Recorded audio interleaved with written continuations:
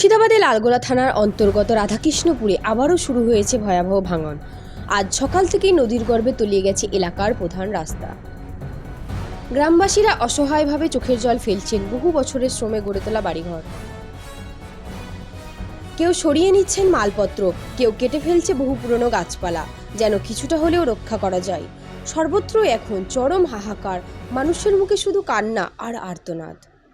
অসংখ্য ঘরবাড়ি হারা পরিবার আশ্রয় নিয়েছে সরকারি স্কুলে। শিশু থেকে বৃদ্ধ সবার চোখেই আতঙ্ক আর অজানা ভবিষ্যতের ভয়। গ্রামবাসীদের অভিযোগ, দীর্ঘদিন ধরে নদী ভাঙন রোধে কোনো কার্যকরী পদক্ষেপ নেয়নি। এখন তাদের একটাই দাবি, জরুরি সরকারের হস্তক্ষেপ, না হলে রাধাকৃষ্ণপুর পুরোপুরি মানচিত্র থেকে মুছে যাবে।